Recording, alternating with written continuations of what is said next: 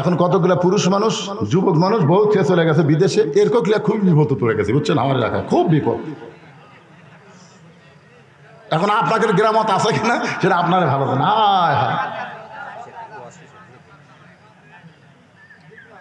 হ্যাঁ, কি কয়, আপনার বাচ্চা কাচ্চা হলে আপনি বউ থিয়া বিদেশের যদি যাওয়া লাগে যাবেন, প্রতি বছরে আসার চেষ্টা করবেন, কিন্তু বাচ্চা কাচ্চা কিছু হয়নি, তাকরা বউ থিয়া চলে গেছে। কি আল্লাহ কোরআনে বলেছে আমার বাপের কথা, হুন্না লিবাসুল্লাকুম ওয়া আনতুম লিবাসুল্লাহুন্না। স্বামী হলো বিবির পোশাক, বিবি হলো স্বামীর পোশাক। ধরে কোন সুবহানাল্লাহ। ছোট্টবেলা একটা গান শুনছিলাম, আপনার এলাকায় শুনছেন কিনা? জামা তোর জামাইয়ের বাড়ি আমি যাব না, তোমার জামাই চাকরি করে মহিমাগঞ্জ সুগার মিলে, মাসে মাসে সিটি লেখে বাড়ি আসে না। জামা মাও বলতেছে তোমার জামাইয়ের বাহারি তা আমি যাব না, যাই লাভ কি?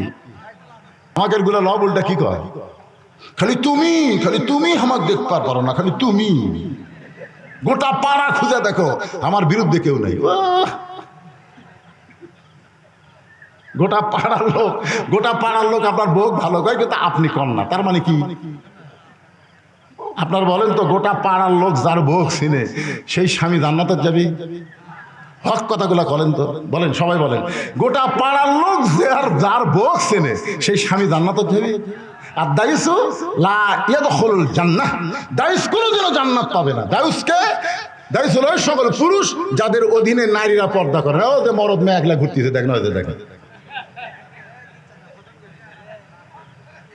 কি মেয়ে মানুষের জন্য অশোনা ফরজ না, কিন্তু পর্দা মানা হলো ফরজ। জোরে কথা কন না কেন?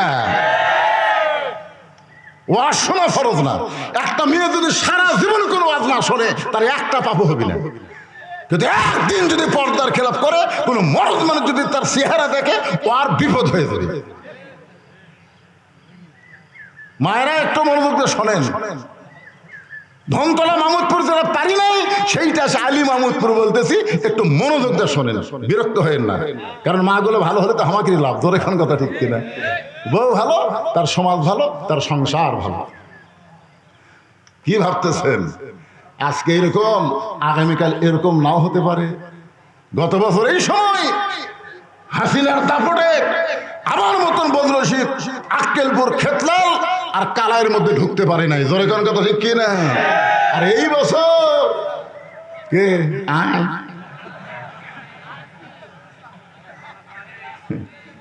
আমি কয়েকদিন আগে থানার পাশে বাস করে বলছিলাম, পুলিশেরা তোমরা কোথায় আসো? সাইড থেকে পুলিশ কাগজ দিয়ে বলছে, হুজুর আপনার নিরাপত্তা দেওয়ার জন্য আসছি, হুজুর ধরার জন্য না। এখন ধরার কথা ভুলে গেছো? তাহলে এক বছরে যদি বাংলাদেশের অবস্থার পরিবর্তন হয়, 6 মাসে আল্লাহ গোটা পৃথিবীর অবস্থা পরিবর্তন করতে পারে। জোরে কর কথা ঠিক কি না? তো এখন লাইলাতুল মেরাজে বাইতুল মুকাদ্দাসে আমাদের নবী কিন্তু 2 রাকাত নামাজ পড়াছেন। আমাদের নবী কিন্তু ইমামুল আম্বিয়া, ইমামুল মুরসালিন। আমাদের নবী কিন্তু মুসল্লি না, আমাদের নবী হলো ইমাম। আমাদের নবী কি? ইমাম। 2 রাকাত নামাজ পড়ানোর পরে নবী বললেন, জিবরাইল ভাই, এই যে এতগুলো আমার পাশে নামাজ ছিল, এরা কারা? জিবরাইল বলতে হুজুর সমস্ত নবী রাসূল আজকে আপনার পিছনে ইক্তেদা করলো। এই মুহূর্তে আপনার ডিগ্রি হলো ইমামুল আম্বিয়া, ইমামুল মুরসালিন। নবী বললেন, সমস্ত নবী রাসূলকে আমি একটু দেখতে চাই। সঙ্গে সঙ্গে একটা মেম্বার এনে দেওয়া হলো। নবী মেম্বরে দাঁড়ালেন। সমস্ত নবীরা নবীদের দিকে তাকায় আছে, সমস্ত নবীরা আমাদের নবীর দিকে তাকায় আছে। যেরকম সুবহানাল্লাহ। আর আমাদের নবী সমস্ত নবীর দিকে তাকায় আছে। এমন সময় নবী দেখতে পেলেন একটা নবীর চেহারা মলিন, সবগুলোর চেহারা হচ্ছে আলো, কিন্তু একটা নবীর চেহারা মলিন দেখা গেল। মলিন বোঝেন না? মুখটা মলিন। নবী জিবরাইলকে বললেন, ভাই জিবরাইল, সমস্ত নবীর চেহারা আলো আর ওই নবীর মুখটা কালো কেন? তো বলতেছে, তাহলে আপনি তাকে ডাকেন। আল্লাহ নবী তাকে ডাকে বললেন, মা ইসমুকা ইয়া আখি, বলে আপনার নাম কি ভাই? বলতেছে, আমার নাম হলো ঈসা রূহুল্লাহ। তো আপনি ঈসা নবী হয়ে সমস্ত নবীর চেহারায় আলো, আর আপনার মুখটা মলিন কেন দেখা গেল? বলতেছে নবী গো, এরা সবাই জান্নাত থেকে আপনার পিছনে নামাজ পড়তে আইছে, এই জন্য এদের চেহারা আলো, কিন্তু আমি ঈসা জান্নাত থেকে আসতে পারি নাই। তো আল্লাহ নবী বললো কেন? বলে এখন পর্যন্ত আমি মরি নাই, আমি না মরলে জান্নাতে কেমনে যাব? এখান থেকে প্রমাণ হলো জান্নাতে যাইতে গেলে মরা লাগবেই। এখন যেই বলবো জান্নাতে যাইতে গেলে কি চাই, আপনার সবাই এক বাক্যে বলবেন মরতে চাই। জান্নাতে যাইতে গেলে কি চাই? যাই বলতেছেন না তাইও মরবি না, না যাই বলতেছেন না তাও মরবে, কিন্তু বেসাইজ। আমরা কি বেসাইজা মরবো? এই জন্য সবাই এই হক কথাটা সবাই জবান দিয়ে বলবেন, জান্নাতে যাইতে গেলে কি চাই? আরো জোরে জোরসে বলুন। আচ্ছা আপনার বলেন তো, এই জায়গার যদি কোনো হিন্দু ভারতীয় এজেন্ট থাকে আর যদি মোবাইল করে বলে যে ভবিষ্যতে একটা মাহফিল আইছে, সমস্ত মুসলমান মরার মিছিল করতেছে, মরতে চায় মিছিল করতেছে, এরা কোনোদিন আর বাংলাদেশ আক্রমণ করতে আসবে না, কারণ মরার জন্য যারা রেডি হয়ে আছে তাদের সঙ্গে কেউ যুদ্ধ লাগতে পারবে না। ধরে কোন কথা ঠিক কিনা? মরার জন্য রেডি। এই মরার জন্য রেডি ছিল আবু সাইদ। 2000 ছাত্র জনতা জীবন দেওয়ার কারণে ফ্যাসিস্ট হাসিনাকে পলাতে বাধ্য হওয়া লাগলো। ধরে কোন কথা ঠিক কিনা কথা বলে? হ্যাঁ, এখন আল্লাহ বলতেছেন মোরাই যখন যাবে লা তামুতুন্না, ততক্ষণ পর্যন্ত মৃত্যুবরণ করো না, ইল্লা ওয়া আনতুম মুসলিমুন, যতক্ষণ তোমরা মুসলমান না হবে। এখন মুসলমান শব্দের অর্থ কি এটা আমাদের ভালোভাবে জানা লাগবে। আমাদের জাতির পিতা হযরত ইব্রাহিম আমাদের নাম রাখছে কি? শেখ মুজিবুর। এখানে জাতির পিতা ইব্রাহিম, মিল্লাতা আবিকুম ইব্রাহিম ওয়া সাম্মাকুমুল মুসলিমিন। আমাদের মুসলমান নাম রাখছে কে? আমাদের জাতির পিতা ইব্রাহিম। এটা কি আমি মুখ টানা কথা বলতেছি না, আল্লাহর কোরআনের কথা। তো কোরআনের সাথে কি আপনার একমত না দ্বিমত? তাহলে হোহা করা লাগবে তো। দেখেন এখানে দেখেন, মিল্লাতা আবিকুম ইব্রাহিম। মিল্লাত মানে তোমাদের জাতি, আবিকুম মানে তোমাদের বাপ ইব্রাহিম। এখন বলেন আমাদের জাতির পিতার নাম কি? আলাইহিস সালাম একটু পরেই কথা নেই, এই মুহূর্তে মিছিলের সময় খালি ইব্রাহিমটাই বলেন। আমাদের জাতির পিতার নাম কি? আরো জোরে। তাহলে শেখ মুজিবুর ঘোড়ার ডিম। শেখ মুজিবুর আরো জোরে।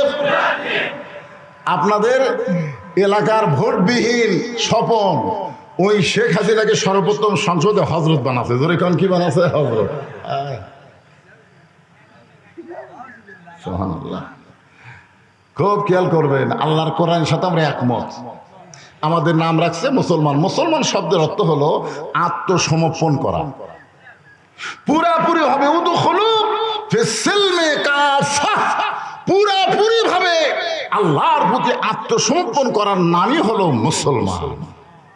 তাহলে বোঝা গেল ইমানদার হওয়া যায়। আল্লাহ বলেছেন ইয়া আইয়ুহাল্লাযীনা আমানু, যারা আমাকে বিশ্বাস স্থাপন করেছো, আত্তাকুল্লাহ, বিশ্বাস স্থাপন করার পরে ভয় করতে হবে কাকে?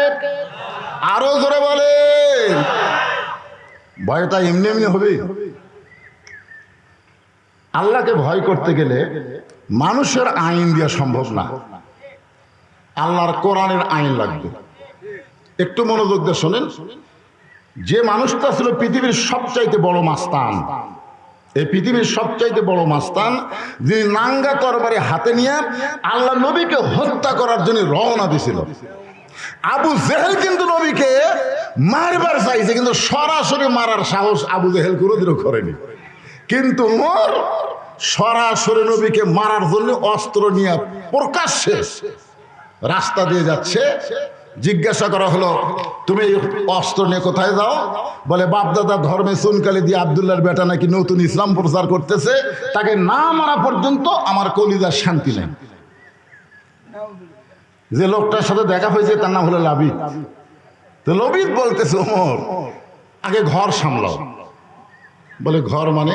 বলে তোমার বোন আর তোমার ভগ্নিপতি ওই দলে ভর্তি হচ্ছে, তুমি জানো? আল্লাহর নবীকে না মাইরা বোন ভগ্নিপতির বাড়ির দিকে রওনা দিলেন। যেই মাত্র দরজার কাছ, এমন সময় ইন্নামাল মুমিনুনা আল্লাযীনা ইযা যুকিরাল্লাহু ওয়াজিলাত কুলুবুহুম ওয়া ইযা তুলিয়াত আলাইহিম আয়াতুহু জাদাতুহুম ঈমানা ওয়া আলা রাব্বিহিম ইয়াতাওয়াক্কালুন।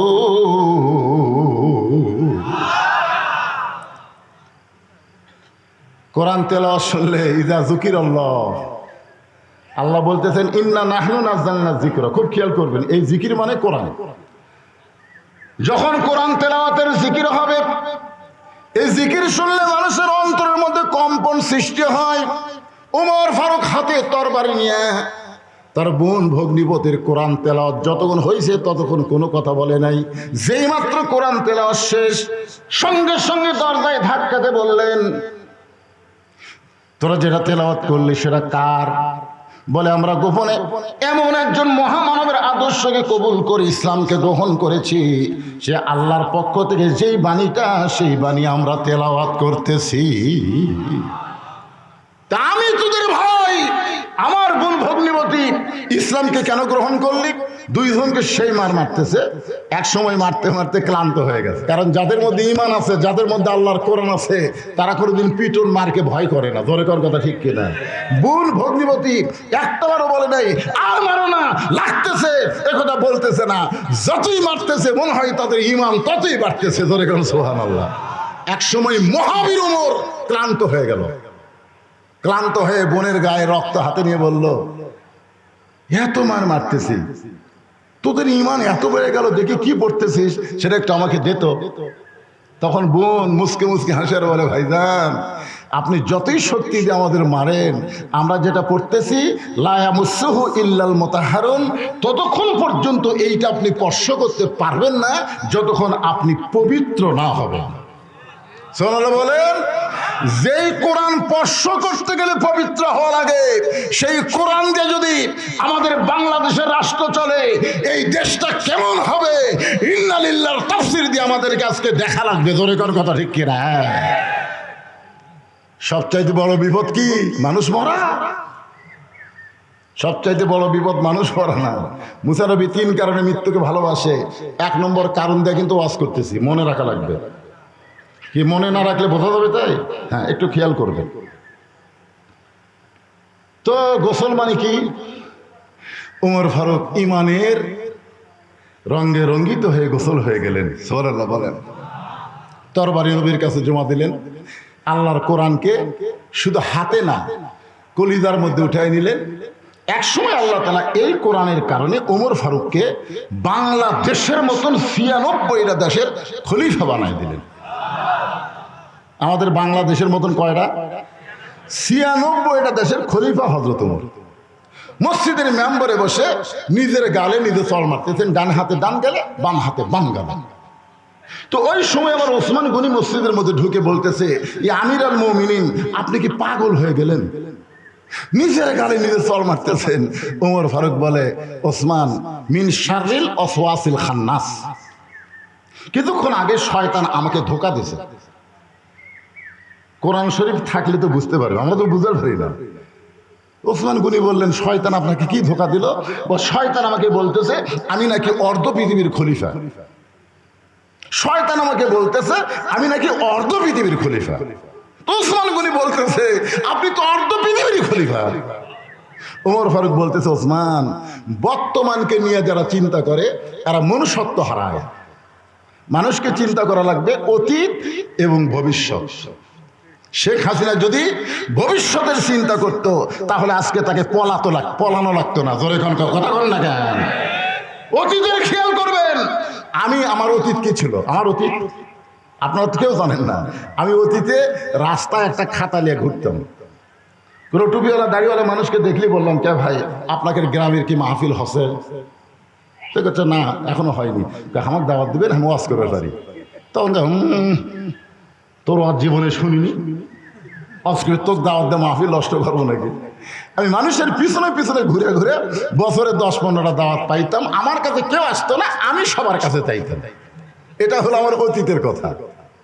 আর বর্তমানে এত দাওয়াত বেশি যে মানুষ দাওয়াত দিবার গেলে ভয়ে আমি ঘর থেকে বাড়াই না, সিসি ক্যামেরা দিয়ে দেখে আমার মাদ্রাসার মুহতামিমকে বলি, দেখো তো কি বলে।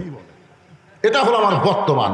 আর আমার ভবিষ্যৎ হলো মসজিদের খাটনি আমার বাড়ির আঙ্গিনায় আসবে, সমস্ত রঙিন কাপড় খসায়া, সাদা কাপড়ের কাপড়ে পেঁচায়া ফখরুলের মতন আমাকে খাটনির উপরে শোয়া রাখবে। জোরে কোন কথা ঠিক কিনা? আমার অতীতের কথা, ভবিষ্যতের কথা আমার চিন্তা নাই। বর্তমান পায়া কি হনুরে, কি হসে?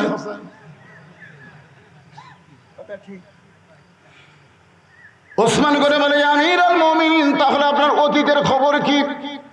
উমর ফারুক বললেন, অতীত আমি খালার বাড়িতে রাখালি করতাম, বিকেলবেলা যখন ছাগলগুলো ফেরত আনতাম, খালা বলতো, ওমর কয়টা ছাগল নিয়ে গেলে, কয়টা ফেরত আনলা? আমি ছাগল গুনে গুনে দিকে 2-4টা কম পড়ে গেছে। আমি আবার দৌড় দিতাম, ওই পাহাড় এলাকায় খুঁজে খুঁজে ছাগলগুলো নিয়ে যখন আমার খালার কাছে জমা দিতাম, খালা আমার মাথার চুল ধরে বলতো, ওমর যেই ভুল আজকে করেছ, এই একই ভুল যদি আগামীকাল করো, তোমার রাখালির চাকরি কিন্তু ক্যান্সেল হয়ে যাবে। আমি খালার পা ধরে বলতাম, খালা রাখালের চাকরি যদি ক্যান্সেল করে দেন আমি থাকবো কোথায়, খাবো কি? যে উমর একদিন রাখালের চাকরি রক্ষা করার জন্য খালার পা ধরে কেঁদেছে, আজকে সেই উমরকে আল্লাহ অর্ধ পৃথিবীর খলিফা বানাইছে। এটা উমরের যোগ্যতাই নয়, এটা কেবলমাত্র আল্লাহর কোরআনের ওসিলা। কি কন? আল্লাহর কোরআনের কারণে আজকে ওমর অর্ধ পৃথিবীর খলিফা। আর আমার মন বলতেছে, উমর কিছুই না, বদিশিত কিছুই না, সব কিছু আল্লাহর কোরআন। আজকে সভাপতি বলতেছে আকর্ষণীয় বক্তা, বক্তা কোনোদিন আকর্ষণ হয় না, আকর্ষণ হলো আল্লাহর কোরআন। জোরে কোন কথা ঠিক করে কথা বলে? আল্লামা সাইদ হুজুরকে মানুষ এত কেন ভালোবেসেছে? তার চেহারা থেকে, সুরত থেকে ভালোবাসে নাই, সে কোরআনের হক কথা বলেছে 50 বছর, তারপরও বিনা অপরাধে তাকে জেলখানায় বন্দি করে রাখছে। জেলখানায় বন্দি করে রেখেও ফ্যাসিস্টরা মন ভরে নাই, তারপরে তাকে হাসপাতালে নিয়ে গিয়ে অন্যায়ভাবে হত্যা করা হয়েছে। জোরে কোন কথা ঠিক কথা বলে?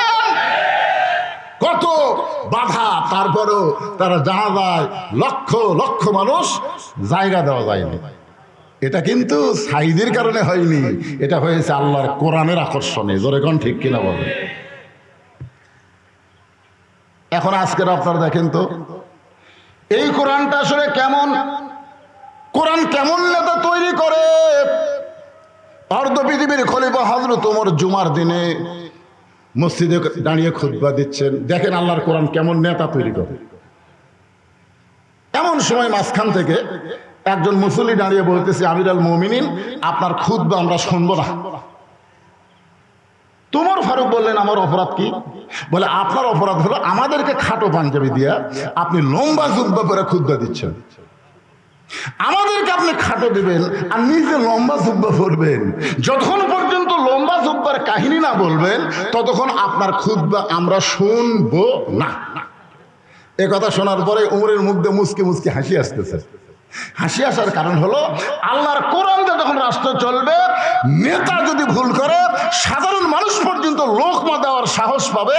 আর মানুষের আইন দিয়ে যখন রাষ্ট্র চলবে, এমপি মঞ্চে যদি যা ইচ্ছা বলে, সাধারণ একটা মানুষ কালাই বলেছিল যে আমরা বক্তার ওয়াজ শুনতে এসেছি, আপনার ভাষণ শুনতে আসি নাই, সঙ্গে সঙ্গে তাকে গ্রেফতার করে তাকে এমন নির্যাতন করেছে।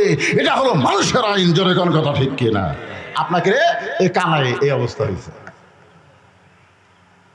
আমি একদিন স্বপনকে বললাম, কে রে ভাই, প্রত্যেকটা মাহফিলে আপনি প্রধান অতিথি, কিন্তু আপনার দেখা যায় না কেন? তখন বলে, হুজুর জনগণ ভোট দেয়নি তো, গেলে শরম লাগে। যখন কথা বলি সব নিচের দিকে তাকা থাকে, আমার দিকে তাকায় না, কারণ 2-4টা চামচা আমার দিকে তাকা থাকে। চামচা বলেন না, আমার নেতার চরিত্র ফুলের মতন পবিত্র, নামাজ পড়ে না একক। তো উমর ফারুকের চোখ দিয়ে পানি পড়তেছে, মুখটা মুচকি মুচকি হাসতেছে। এমন সময় আব্দুল্লাহ ইবনে ওমর 30 পারা কোরআনের হাফেজ, 6 লক্ষ হাদিসের হাফেজ, জোরে কোন সুবহানাল্লাহ, বাবার পাশে দাঁড়ায় বলতেছে, আমার বাবার উকিল কেউ নাই রে, আজকে আমার বাবাকে একজন সাহাবী আসামি করছে, কিন্তু উকিল কেউ নাই। এই জন্য হযরত আব্দুল্লাহ ইবনে ওমর বাবার পাশে দাঁড়িয়ে বলতেছে, রে নবীর সাহাবীরা, তোমরা খাটো পাঞ্জাবি হলেও তো নতুন পোশাক পরে নামাজ পড়তে আইছো, কিন্তু আমার পরনে তাকায় দেখো, আমার পরনে নতুন কোনো কাপড় নাই। ওসমান গনি বলে, আব্দুল্লাহ, সবাই নতুন কাপড় পরছে, আর তুমি পুরাতন কেন পরছো? বলে, আমি যদি নতুন কাপড় পরতাম তাহলে আমার বাবার জুব্বা আজকে লম্বা হতো না। তোমরা যখন আমার বাবাকে খেলাফতের দায়িত্ব দিয়েছ আল্লাহর পক্ষ থেকে যখন হয়েছে, তোমরা হয়তো জানো না, কিন্তু আমি জানি। একদিন গভীর রাত্রে আমার মা দরজার কাছে দাঁড়িয়ে আছে। আমি আব্দুল্লাহ মাকে গিয়ে বললাম, মা, এত রাত্রে দরজাত কেন দাঁড়িয়ে আছেন? মা ছোট বাচ্চার মতন কাঁদতেছে। আমি বললাম, মা, কি দুঃখে আপনি এমন করে কাঁদেন? বলতেছে, আব্দুল্লাহ রে, তুই জানিস না, বাড়ির মধ্যে থাকার পরও তুই জানিস না, তোর বাবা যেদিন থেকে মদিনার খলিফা হয়েছে সেদিন থেকে মদিনার মানুষ কেমনে আছে এটা দেখার জন্য চোরের মতো সারা রাত ঘুরে বেড়া। চোরের মতন সারা রাত পুলিশ লিয়া, চৌকিদার লিয়া, বডিগার্ড লিয়া। এখন একটা এমপি আসলে দেখবেন সামনে পুলিশের গাড়ি, পিছনে পুলিশের গাড়ি, মনে হয় পুলিশ এমপি চান্সে আছে। আর বাংলাদেশের মতন 96 দেশের খলিফা একা একা ঘুরতেছে, একা একা মরুভূমির মধ্যে তাঁবু টাঙ্গানো। গভীর রাত্রে ওই তাঁবুর ভিতর থেকে দুইটা ছোট বাচ্চা কাঁদতেছে, মা, আমাদের ক্ষুধা লাগছে, ক্ষুধা লাগছে। আর মা বলতেছে, গোস্ত সিদ্ধ হলেই তোমাদের খাবার দেব, গোস্ত সিদ্ধ হলেই তোমাদের খাবার দেব। উমর ফারুক চিন্তায় পড়ে গেলেন, দুম্বার গোস্ত হলে বড় জোর 8 ঘন্টা লাগবে, উটের গোস্ত হলে 1 ঘন্টা লাগবে। এত গভীর রাত হয়ে গেল, এখনো পর্যন্ত গোস্ত সিদ্ধ হয় না, এটা কেমন মা? তাবুর নিকটে গিয়ে লোকমাতে বললেন, মা, তোমার অন্তরে কি কোনো দয়া নাই? তোমার 2টা বাচ্চা ক্ষুধার জ্বালায় কান্দে, আর এখনো পর্যন্ত তোমার গোস্ত সিদ্ধ হয় না। মেয়েটা বলে, পথিক, আমার বাড়ি হলো ইয়ামিন দেশে। আমি শুনেছি মদিনার খলিফা উমর অত্যন্ত ভালো মানুষ। আমার 2টা এতিম বাচ্চাকে নিয়ে আমি উমরের দরবারে বিকালবেলা ঢুকতে চাইছিলাম, কিন্তু এত মানুষের ভিড়, আমি বিকালবেলা উমরের দরবারে ঢুকতে পারি নাই। নিয়ত করেছি আগামীকাল সকালবেলায় যাব। আমার 2টা বাচ্চার জন্য তাঁবু টাঙ্গায় অস্থায়ী ঘর বানায় 2টা বাচ্চাকে বুকের মধ্যে নিয়ে আমি ঘুমাবার চাই, কিন্তু এদের পেটে এত খিদা, এরা 2টা বাচ্চা না ঘুমায় খালি মা মা বলে কান্দে। আমি শুধু এদের সান্ত্বনা দেওয়ার জন্যে, শুধুমাত্র সান্ত্বনা দেওয়ার জন্যে পাতিলের মধ্যে পানি আর পাথর দিয়া নিচে আগুন জ্বালায় বলতেছে, বাবা, গোস্ত সিদ্ধ হলেই তোমাদের খাবার দেব। আমার বারবার সিদ্ধ হওয়ার কথা শুনতে শুনতে আমার 2টা বাচ্চা যদি ঘুমায় যায়, সকালবেলা ওদেরকে নিয়ে উমরের দরবারে যাব। কিন্তু আমার 2টা বাচ্চার পেটে এত খিদা লাগছে রে পথিক, আমার মনে হয় সকাল পর্যন্ত আমার সন্তান 2টা আর বাঁচবে না। উমর ফারুক বললেন, মা, তুমি একটু ধৈর্য ধরো, তুমি আর এই অভিনয় না করে তোমার 2টা সন্তানকে বুকের মধ্যে একটু ধৈর্য ধরো মা। উমর ফারুক এক দৌড়ে বাইতুল মালের দরজায় ডাক দিল, আসলাম রে, দরজা খুলে দে। আসলাম দরজা খোলার সঙ্গে সঙ্গে বলে, দেখো, বাইতুল মালের মধ্যে যে বস্তাটা সবচাইতে বড়, ওই বস্তাটা খাবার বস্তা আমার মাথায় উঠাইয়া দে। আসলাম বলতেছে, আমিরুল মুমিনিন, কোথায় বস্তা নিয়ে যাওয়া লাগবে আমারে হুকুম দেন। ওমর ফারুক বলে, আসলাম রে, একজনের পাপের বোঝা আর একজন মাথায় নেয় না, দে আমার মাথায় উঠায় দে। খাদ্যের বস্তা আসলাম যখন উমরের মাথায় উঠাইয়া দেয়, উমর ফারুক বস্তা ধরে যখন জোরে দৌড় মারতেছে, পিছন দিকতে আসলাম বলে, আমিরুল মুমিনিন, বস্তা মাথায় নিয়ে আপনি পড়ে গেলে আপনার বড় কষ্ট হবে।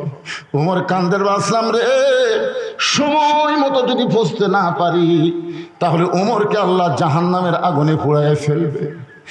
এক দৌড়ে তাঁবুর কাছে গিয়ে বললেন, মা, মারে, তাড়াতাড়ি রুটি আর হালুয়া তৈরি করো। মেয়েটা রুটি হালুয়া তৈরি করেছে। ওমর 2টা বাচ্চাকে 2 উরাতের উপরে নিয়ে রুটি হালুয়া যখন মুখের মধ্যে দেয়, দুইটা বাচ্চা মুসকি মুসকি হাসে। তাকায় দেখে উমরের চোখ দিয়ে দর দর করে পানি পড়তেছে। দুইটা এতিম বাচ্চা উমরের চোখের পানি মুছে দিয়ে বলে, কে গো তুমি? আমরা বহুদিন হলে বাবার দয়া পাই নাই, আজকে তুমি গভীর রাত্রে আমাদের বাবার দয়া দিয়ে এমন করে কেন কাঁদতেছো? উমর ফারুক বলে, আল্লাহ, এই অধমকে জাহান্নামের আগুন থেকে তুমি বাঁচায়া দাও। তারপর ভিতর থেকে মেয়েটা বলে, পথিক রে, ভালো মানুষের গল্প শুনেছি, কিন্তু মানুষ এমন ভালো হয় কোনোদিন কল্পনা করি নাই। আল্লাহর কাছে দোয়া করি, আল্লাহ ওমরকে মদিনার খলিফা না বানায়া তোমারে যদি মদিনার খলিফা বানাই তো মদিনা যেন আল্লাহর জান্নাত হয়ে যেত। আব্দুল্লাহ বলে, সাহাবীরা রে, তোমরা সবাই যখন ঘুমাও, আমার বাবা তখন ঘুমায় না, গভীর রাত্রে আমার দরজায় গিয়ে বলে, আব্দুল্লাহ, আমি যেই মাত্র দরজা খুলেছি দেখি বাবার হাতে একটা পাঞ্জাবি। আমি খুশি হয়ে বললাম, বাবা, বাইতুল মাল থেকে আমার একটা পাঞ্জাবি দিছে, আপনি আর একটা পাঞ্জাবি দিবে রাইছেন? নেতার বেটা হওয়ার মধ্যে আসলেই লাভ আছে নাকি কম? বাইতুল মাল থেকে আমার একটা পাঞ্জাবি দিছে বাবা, আপনি গভীর রাত্রে আর একটা দিবে রাইছেন? সঙ্গে সঙ্গে ওমর ফারুক আল্লাহর কোরআন থেকে তেলাওয়াত করলেন, ইন্নাল্লাহা ইয়ামুরুকুম আন তুআদ্দুল আমানাতি ইলা আহলিহা ওয়া ইযা হাকামতুম বাইনান নাস আন তাহকুমুল আদল। আব্দুল্লাহ রে, এমন কথা তুই কেমনে বললি?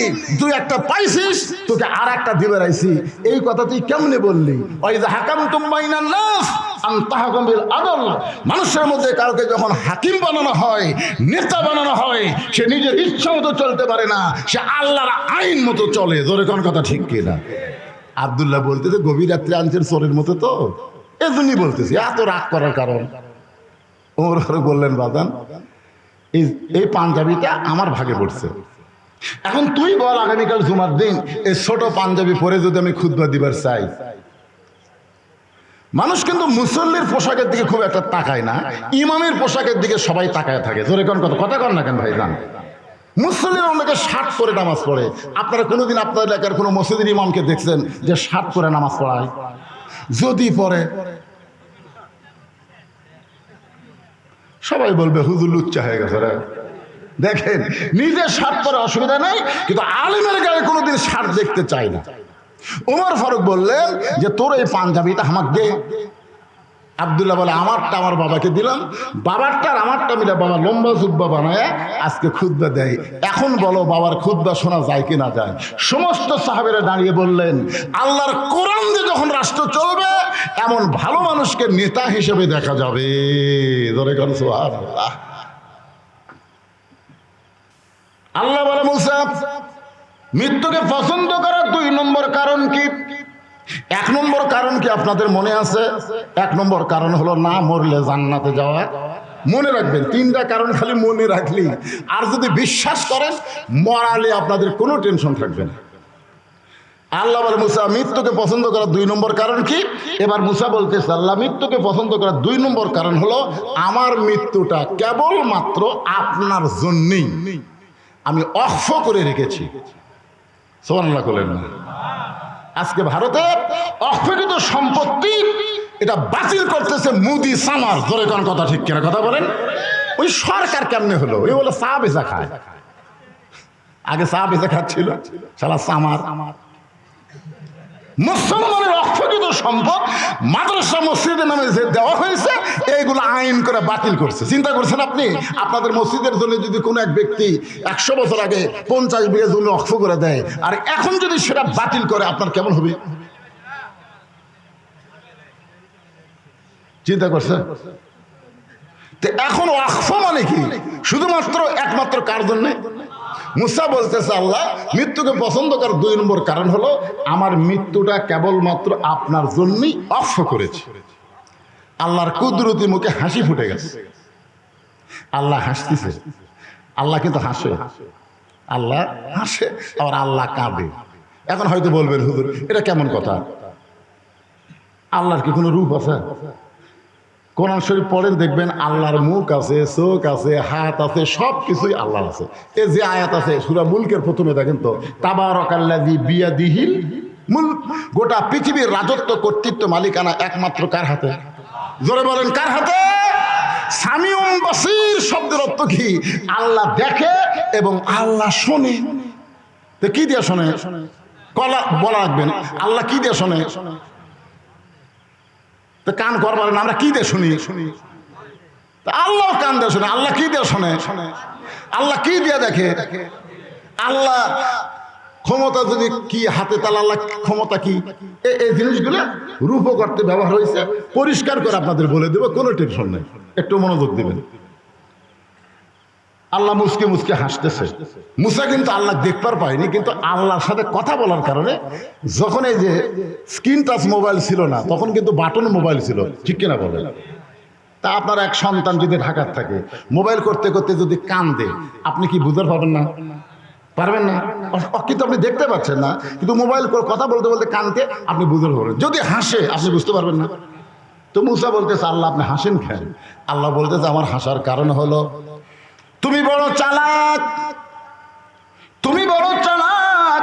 আল্লাহ বলে, মুসা আমি আবার কেমনে চালাক হইলাম? আল্লাহ বলে, মুসা রে, আল্লাহর জন্য যারা জীবন দিবে, আল্লাহর জন্য যারা জীবনকে অক্ষ করে রাখবে, আমি আল্লাহ বলতেছি তারা কোনোদিন মরবে না। আপনাদেরকে আজকে একটা জিনিস বোঝানোর জন্য বলতেছি,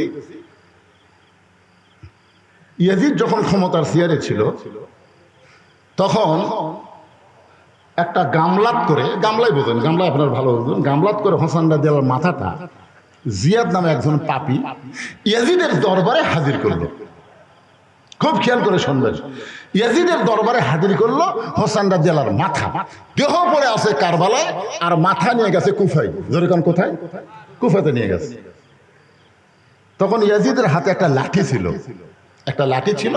ওই লাঠিটা হোসেন রাদিয়াল্লাহর মুখের মধ্যে, খালি মাথা তো আছে, মুখ আছে, ওই মুখের মধ্যে লাঠিটা ঢুকাই দিয়ে বলে, হোসাইন খালি জেদ করে সর্বনাশ করলে, খালি জেদ করে সর্বনাশ করলে। আজ তোমার অবস্থা কি? তোমার দেহ আছে কারবালায়, তোমার মাথা আছে কুফায়, আর আমার দিকে তাকায় দেখো আমার অবস্থা কি? আমি ক্ষমতার চেয়ারে বসে আছি, আর তোমার অস্তিত্ব শেষ হয়ে গেল খালি জেদ করার কারণে। তুমি যদি আমার প্রস্তাব মানে নিতে, আজকে তোমার এই করুণ অবস্থা হতো না। মুখের মধ্যে লাঠি ঢুকায় যখন ইয়াজিদ বারবার বলতেছে, হোসাইন তুমি শেষ আর আমি আছি, তুমি শেষ আমি আছি। এ কথা কয়েকবার যখন বলেছে, সমস্ত মুসলমানেরা মাথা নিচু করে বসে আছে। কারণ কেউ মাথা তুলতেছে না, কারণ মাথা তুললি তার মাথাও। এমন সময় 80 বছরের একজন সাহাবী, 80 বছরের একজন সাহাবী ইয়াজিদের দরবারে ছিল। সে আর বসে থাকবার পারলো না, সে দাঁড়িয়ে বললেন, ইয়াজিদ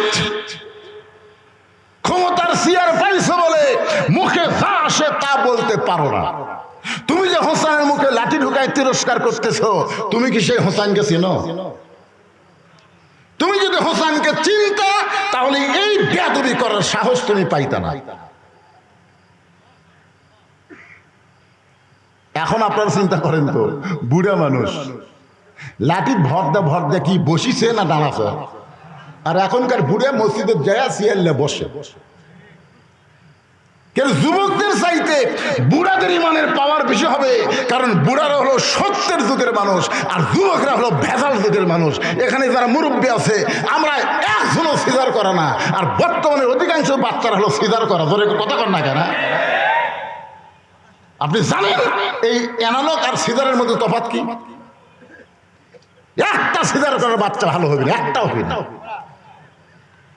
যে কয়টা সিজার করা, এই মোবাইল ছাড়া ভাত খায় না, মোবাইল ছাড়ার কান্না থামে না। জোরে কোন কথা ঠিক কিনা? অস্থির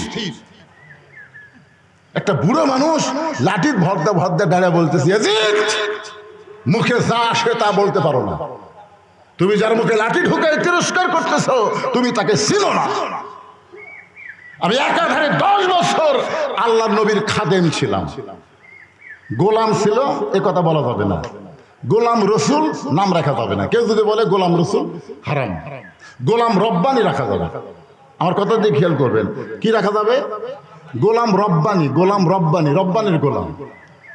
রব্বানি মানে কে? আমাদের রব, রবের গোলাম। গোলাম রসুল রাখা যাবে না, গোলাম রব্বানি রাখা যাবে। তো এখন আমি 10 বছর নবীর কি ছিলাম? খাদেম ছিলাম, খেদমত করার জন্য না, নবীর কোনো খেদমত লাগে নাই। একদিন আনাস বলতেছে, আল্লাহ নবী আমারে বললো, আনাস তুমি ফাতেমার বাড়ি থেকে একটু জৈতুনের তেল নিয়ে আসো। এই বলে আমার একটা গিলাস দিয়ে পাঠিয়ে দিল। আমি আনাস রাস্তার মধ্যে দেখলাম কতগুলো যুবক দাঁড়িয়ে কি যেন করতেছে। আমি এসে দেখলাম যুবকেরা একটা খেলাধুলা করতেছে। গিলাসটা হাতে নিয়ে আমি যুবকদের সঙ্গে খেলাধুলা শুরু করে দিলাম। আল্লাহ নবী ঘন্টার পর ঘন্টা হয়ে যায়। আনাস ফাতেমার বাড়ি থেকে যখন তেল নিয়ে না আসতেছে, নবী চিন্তায় পড়ে গেল, ছোট্ট মানুষ না জানি কোথায় গেল। রাসূল রাস্তা নিয়ে দেখতেছে ছেলেদের খেলার মধ্যে আনাস সামিল হয়ে গেছে। আল্লাহ নবী দাঁড়িয়ে দেখতেছেন আর মুস্কি মুস্কি হাসতেছেন। জোরে কেন সুবহানাল্লাহ। যেই মাত্র আনাসের চোখ নবীর দিকে, সঙ্গে সঙ্গে আনাস থর থর করে কাঁপতেছে, কারণ তার মনে পড়ে গেল নবী তো আমাকে তেল নেওয়ার জন্য ফাতেমার বাড়িতে পাঠাইছে। নবী দৌড়ে গিয়ে আনাসের মাথাটা নিজের বুকের মধ্যে চেপে ধরে বললেন, এই বয়সের বাচ্চারা আর চাইতে আর ভালো কি হবে? ধরে কেন সুবহানাল্লাহ। আনাস বলতেছেন 10টা বছরে নবীর খেদমত করেছি, কোনদিন নবী আমাকে বলে না এইটা কেন করছো, এইটা কেন করো নাই। সে আনাস বলতেছে আমি নবীর ঘরের মধ্যে ছিলাম, নবী তখন নামাজের সেজদায়, যে হোসেনের মুখে লাঠি ঢুকায় তিরস্কার করতেছো, ওই হোসাইন তখন ছোট্ট বাচ্চা। হঠাৎ ঘরের দরজা খুলে নবীর পিঠের উপরে লাফ দিয়ে উঠে বলতেছে, চল ঘোড়া চল, চল ঘোড়া চল। আমি আনাস দাঁড়িয়ে দেখতেছি নবী নামাজের সেজদায়, কিন্তু হোসাইন নবীর পিঠে চড়ে বলতে, চল ঘোড়া চল, চল ঘোড়া চল। আমি চিন্তা করলাম ছোট্ট মানুষ বুঝতেছে না, এই কারণেই নবীরে ঘোড়া বানাইছে। আমি আনাস যখন আমার জায়গা থেকে এসে হোসাইনকে নবীর পিঠ থেকে নামাবার চাই, এমন সময় নবী হাত দিয়ে নিষেধ করলেন। আমি আশ্চর্য হয়ে গেলাম। কিছুক্ষণ পরে হুসাইন বলতেছে যে এই ঘোড়া চলে না, সেই ঘোড়ার পিঠে চড়ে আমার লাভটা কি? মনটা খারাপ করে যখন ঘর থেকে বের হয়ে গেল, আল্লাহ নবী নামাজ শেষ করলেন।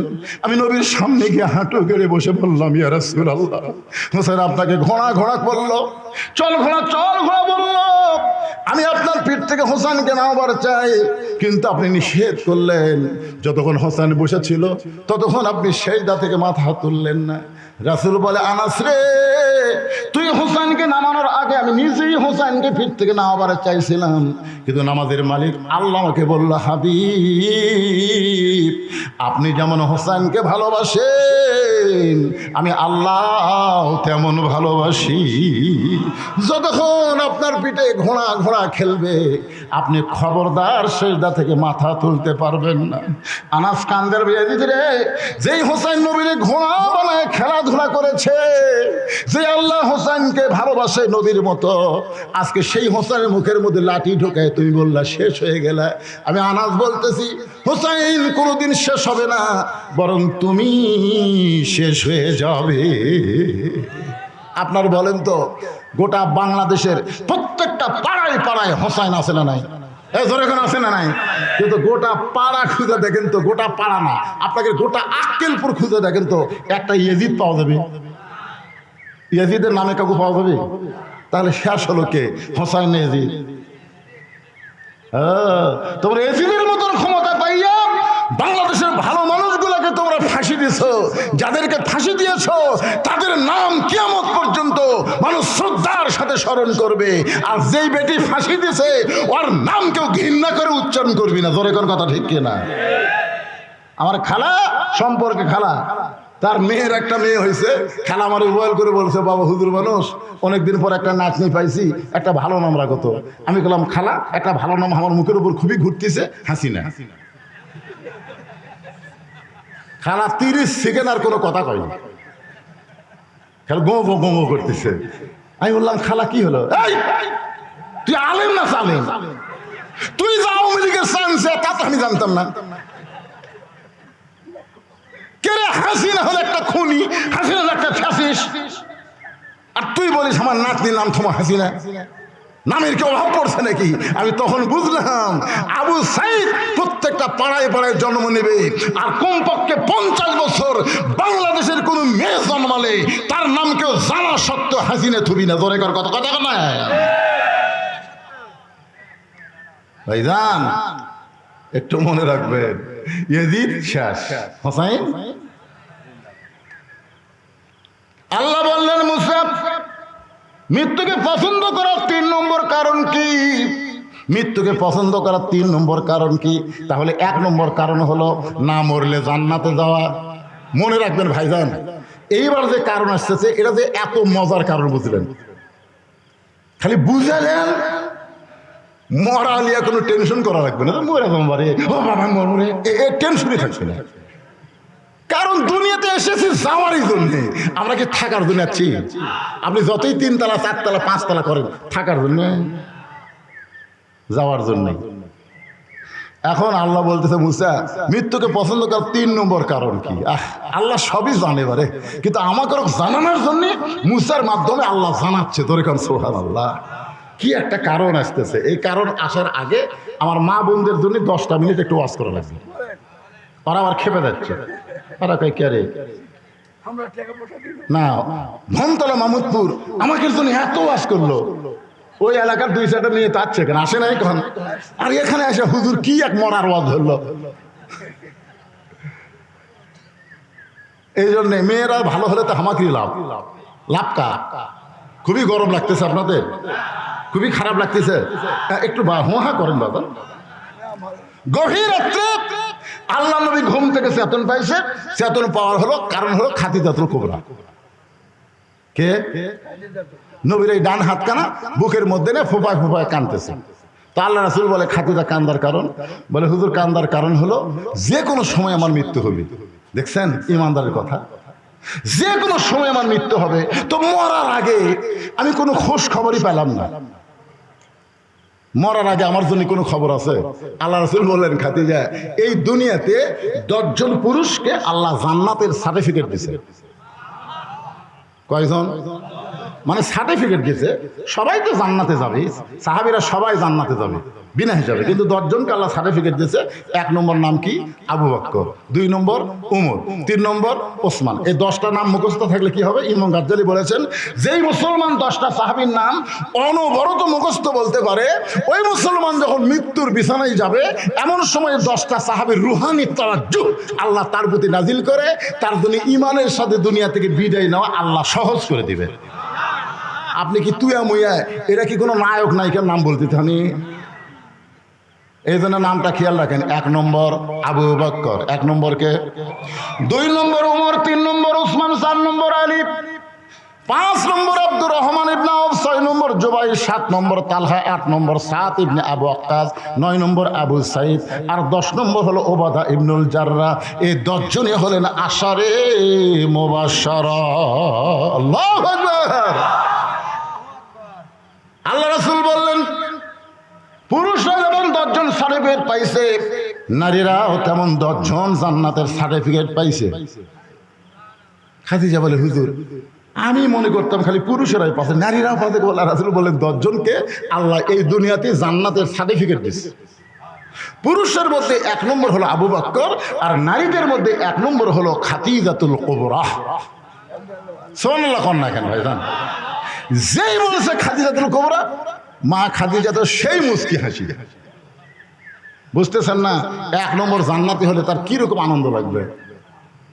আল্লাহ রাসূল বলেন, খাদিজা আপনার হাসি দেখে আমাকে খুব ভালো লাগতেছে, কিন্তু এই মুহূর্তে আমি নবী না, আপনি আমার বিবি, আমি আপনার স্বামী। আমি স্বামী হয়ে আপনার কাছে জানতে চাচ্ছি, আল্লাহ যখন আপনাকে 1 নম্বর জান্নাতি নারী করছে, তাহলে 2 নম্বর জান্নাতি কে হলে ভালো হয়? মানে এমনি জানতে চাচ্ছি আর কি, স্বামী স্ত্রীর মধ্যে একটা গল্প। তো খাদিজা বলছে, তো হুজুর ফাতেমা হলে ভালো হয়। কে হলে ভালো হয়? ফাতেমা হলে ভালো হয়।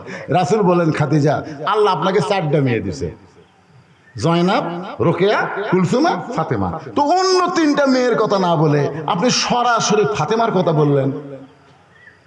খাদিজা বলতে, হুজুর আপনি বাবা, তো আপনি বুঝবেন না। আপনি যে বাবা, আপনি বুঝবেন না, আমি মা হইয়া বুঝতে পারি। সুবহানাল্লাহ। মারাত্মক কথা। বাবারা কি বোঝায়? আনন্দে মাতিয়া সাগরে ভাসাইয়া সেই যে চইলা যায় খবর লয় না, মাজন ধরিয়া উদরে কতই কষ্ট করে, 10 মাস পরে পায় প্রসবের বেদনা। খাদিজা বলতে তো হুজুর জয়নাব যখন জন্ম নিল আমার পেটে উঁচা হলো, আমার পেটের মধ্যে ওজন হলো, জন্ম নেওয়ার সময় আমার প্রসব ব্যথা হলো। রুকিয়া যখন জন্ম নিল আমার পেট উঁচু হলো, আমার পেটের ওজন হলো। রুকিয়া জন্ম নেওয়ার সময় আমার প্রসব ব্যথা হলো। এরপরে কুলসুমা যখন জন্ম নিল আমার পেটের ওজন হলো, আমার পেট বড় হলো। কুলসুমা জন্ম নেওয়ার সময় আমার প্রসব ব্যথা হলো। আল্লাহর শপথ করে বলতেছি, এই ফাতেমা যখন আমার পেটের মধ্যে আসলো, আমার পেটের মধ্যে সন্তান আছে আমার অনুভব হলো, কিন্তু ফাতেমা যখন জন্ম নিল আমার তখন প্রসব ব্যথা হলো না। আমি লক্ষ্য করে দেখি আমার ফাতেমা জন্ম নেওয়ার সময় তার 2টা হাত দিয়া তার ইজ্জত পর্যন্ত এমন ভাবে ঢেকে জন্ম নিল, আমি মা হইয়াও তার ইজ্জত দেখতে পারলাম না। লিল্লাহে তাকবীর। আমি সেই দিন থেকে বুঝেছি ফাতেমা সাধারণ কোনো মেয়ে না। আল্লাহ যখন আমাকে 1 নম্বর জান্নাতি ঘোষণা করছে, উমরের মতন ফাতেমাকে আল্লাহ 2 নম্বর জান্নাত ঘোষণা করুক। জোরে কোন সুবহানাল্লাহ। তাহলে 1 নম্বর খাদিজা, 2 নম্বর ফাতেমা হলে ভালোই হয়। তারপরে 3 নম্বরে যে কুলসুম একদিন, রোকেয়া একদিন, জয়নাব একদিন, আমার আপত্তি নাই, কিন্তু 2 নম্বর আমার সাথে যেন ফাতেমা থাকে। আল্লাহ রাসূল মুস্কি হাসি দিয়ে খাদিজার কপালে একটা চুমা দিয়ে বলেন, খাদিজা আপনার ফাতেমা তো জান্নাতি নয়, আপনার ফাতেমা তো জান্নাতি নয়, আপনার ফাতেমা তো জান্নাতি নয়। সঙ্গে সঙ্গে খাদিজা বলে, হুজুর এটা কি বলেন, ফাতেমা জান্নাতি নয়? রাসূল বললেন, জান্নাতি কেমনে হবে? সাইয়্যিদাতুন নিসাই আহলুল জান্নাহ, সে জান্নাতি নারীদের নেত্রী হবে। খাদিজার মুখটা কালো হয়ে গেল। হুজুর এটা কি শোনালেন? আমি মা হয়ে 1 নম্বর জান্নাতি আর মেয়ে হয়ে হবে নেত্রী। এটা আপনি পাল্টা দেন, আপনি আমারটা ফাতেমা দেন আর ফাতেমারটা আমার দেন। রাসূল বলতেছে, ইয়ার কি মারতেছে? আমি হলাম ঘোষণাকারী, দেওয়ার মালিক হচ্ছে আল্লাহ। সঙ্গে সঙ্গে খাদিজা নবীর হাত বুকের মধ্যে চেপে ধরে বলতেছে, ওগো আল্লাহর নবী, কোন আমলের কারণে ফাতেমাকে আল্লাহ খাতুনে জান্নাত ডিগ্রি দিল, এটা যতক্ষণ না বলবেন ততক্ষণ পর্যন্ত আপনার হাত আমি ছাড়ব। এই কথা বলে আর কিন্তু আলোচনা করা হয় নাই। আমি আপনাদের বলেছিলাম আলী মাহমুদপুর গিয়া বলবো, ধরে কোন কথা ঠিক কি না?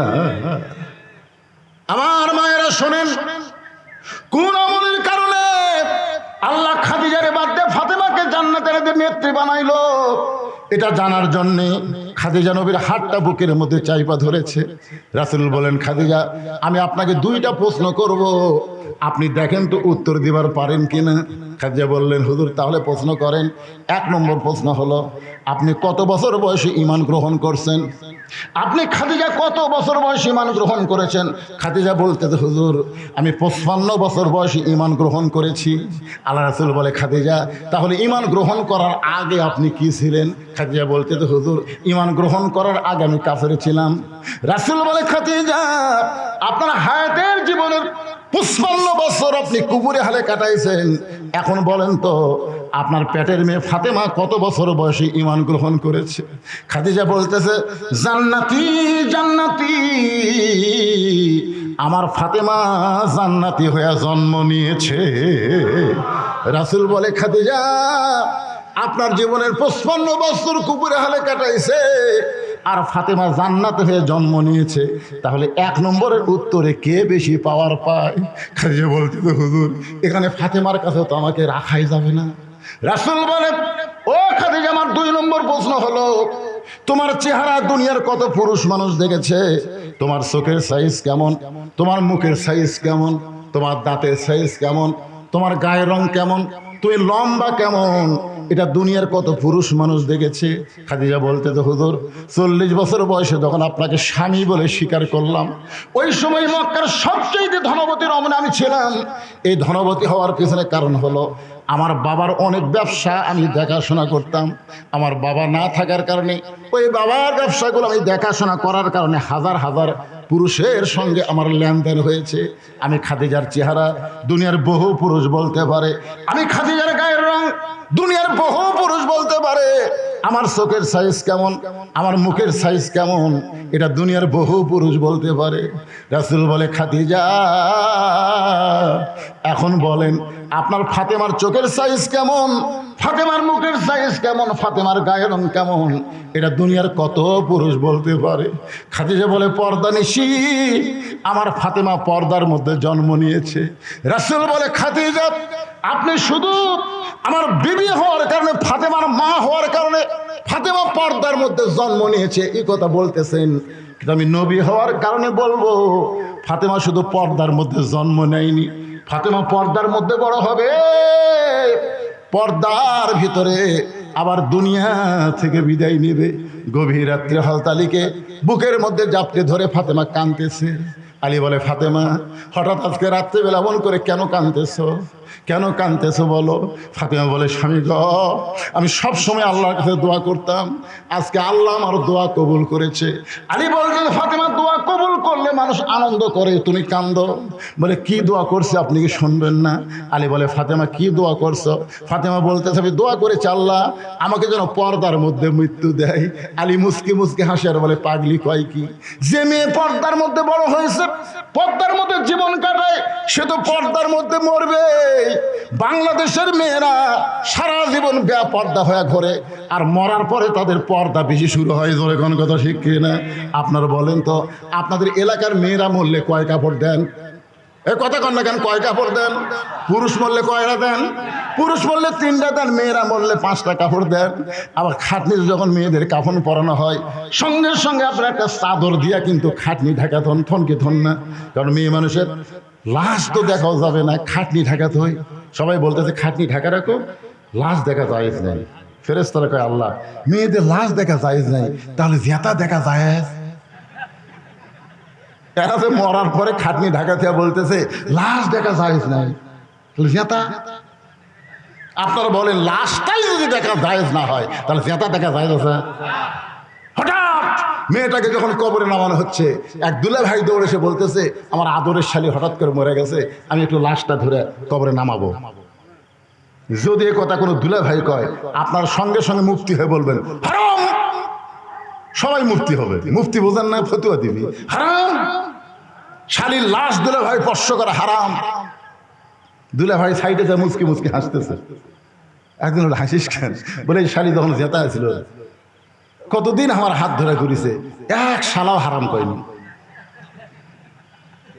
কতদিন আমার মোটর সাইকেলের পিছনে বসেছে, হাইড্রোলিক ব্রেক করলে শালি ভয় হামাক চাপে ধরছে, একটা লোক হারাম করেনি। আর মরে গেল, লাশ ধরা হারাম, তাহলে বাংলাদেশে হারাম কখন হয়? তখন বলতেছে মরলে হয় রে, মরলে হয়। গোটা পাড়ার লোক দেখেছে, আর মরার পরে লাশটা খাটনিটা পর্যন্ত ঢাকা রাখছে। ধরে কথা কন না কেন ভাইজান? আলী বলতেন, ফাতেমা আল্লাহ তোমার দোয়া কবুল করেছে, তুমি আনন্দ করো, কারণ সারা জীবন পর্দার মধ্যে থেকেছো, আল্লাহ পর্দার মধ্যেই তোমার মৃত্যু দোয়া কবুল করেছে। ফাতেমা বলে, স্বামী গো এই মৃত্যুটা কবে হবে সেইটাকে আপনি শুনবেন না? আলী মুসকি মুসকি হাসে আর কপালে চুমাতে বলে, ফাতেমা মরার খবর একমাত্র আল্লাহ ছাড়া দুনিয়ার কেউ জানে না। ফাতেমা বলতেছে, আল্লাহ যদি জানায়, আলী বলতেছে আল্লাহ যদি জানায় তাহলে জানা যাবে।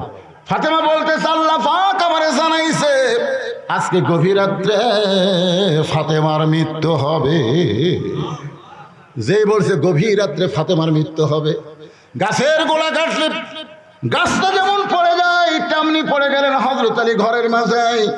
ফাতেমা মুচকি মুচকি হেসে স্বামীর মাথাটা উরাতের উপরে নিয়ে যে গভীর রাত্রে মৃত্যুবরণ করবে, সেই নারীটা হাসতেছে, স্বামীর মাথাটা উরাতের উপরে নিয়ে কপালে একটা চুমু দিয়ে বলে, স্বামী গো এতদিন আমি 2টা জিনিস বিশ্বাস করতাম, একটা হলো আপনি আসাদুল্লাহিল গালিব, আর একটা হলো আনা মাদিনাতুল ইলমে ওয়া আলিউ বাবুহা। একটা হলো পৃথিবীর মধ্যে সবচাইতে বড় বীর আপনি, আর একটা হলো পৃথিবীর মধ্যে সবচাইতে বড় জ্ঞানী আপনি। সুবহানাল্লাহ কন না কেন? ফাতেমা বলতেছে এতদিন আমি দুইটা জিনিস বিশ্বাস করতাম, একটা হলো আপনার মতন বীর এই পৃথিবীতে কেউ নাই, 2 নম্বর আপনার মতন জ্ঞানী পৃথিবীতে কেউ নাই। তাহলে আপনি বীর হয়ে জ্ঞানী হয়ে এরকম পড়ে গেলেন কেন? আপনি কেমন বীর যে বউ আপনি গভীর রাত্রে মৃত্যুবরণ করবে হক কথা শোনার পরে আপনি সহ্য করতে পারেন না? আপনি কেমন জ্ঞানী যে আসলে খাওয়া লাগবে এইটা আপনি মানতে পারেন না? সুবহানাল্লাহ কন না কেন? যাই গভীর রাত্রে দুনিয়ার থেকে বিদায় নিবি তাই শিক্ষা দিচ্ছে। আপনি কি বীর? কপালে চুমা দেবার স্বামী গো, আজকে আমার সামনে স্বীকার করেন আসলে যাইতে হবে। সবাই বলেন আসলে। আমি চলে যাওয়ার পরে আমার 3টা চাওয়া আপনি পুরা করবেন। আলী কান্দের বলে ফাতেমা গরিব ছিলাম বলে দুনিয়ার জীবনে তুমি কিছুই চাওনি, মরার পরে তুমি কি চাইবা? বলে 1 নম্বর চা হলো আমার লাশটা রাতের বেলায় দাফন করা লাগবে। আমি রাতের বেলা পর্দায় মৃত্যুবরণ করব আর দিনের বেলায় আমার দাফন করবেন, এটা চলবে না। আমার 2 নম্বর চা হলো আমার লাশটা জানাজার জন্য কোনো ব্যবস্থা করবেন না। আলী বলতে কি কয়, তুমি নবীর মেয়ে, তোমার মৃত্যুর খবর শুনলে হাজার হাজার মানুষ তোমার জানাজায় দোয়া করবে। ফাতেমা বুড়ে আঙ্গুল তুলে বলতেছে আমার লাভ কি? আমার লাভ কি? 1 কোটি মানুষ যদি বলে ফাতেমা ভালো আর আপনি যদি বলেন আমার বউ ভালো না, 1 কোটি মানুষের দোয়া ফাতেমার কোনো কাজ হবে না। আর দুনিয়ার সমস্ত মানুষ যদি বলে ফাতেমা খারাপ আর আপনি যদি বলেন আমার বউ ফাতেমা ভালো, এক স্বামীর সার্টিফিকেটে ফাতেমার 8টা জান্নাতের দরজা আল্লাহ খুলে দিল। জোরে কন্যা সুবহানাল্লাহ। তো মরদ মানুষের অন্য মানুষের জানাজা দেওয়ার লাভ কি? আমার জানাজা আমার স্বামী করলেই যথেষ্ট। জোরে কন্যা সুবহানাল্লাহ। আর আমাদের গুলা লব উল্টা কি কয়, খালি তুমি আমাকে দেখতে পারো না, খালি তুমি। গোটা পাড়া খুঁজে দেখো আমার বিরুদ্ধে কেউ নাই। গোটা পাড়ার লোক আপনার বউ ভালো কয় কিন্তু আপনি কন না, তার মানে কি? আপনার বলেন তো গোটা পাড়ার লোক যার বউ চিনে সেই স্বামী জান্নাতে যাবে? হক কথাগুলা বলেন তো, বলেন সবাই বলেন। গোটা পাড়ার লোক যার বউ চেনে সেই স্বামী জান্নাতে যাবে? আর দায়ুস লা ইয়াদখুলুল জান্নাহ, দায়ুস কোনোদিনও জান্নাত পাবে না। দায়ুস হলো সকল পুরুষ যাদের অধীনে নারীরা পর্দা করে। ও যে মরদ মেয়ে একলা ঘুরতেছে দেখেন, ওই যে দেখেন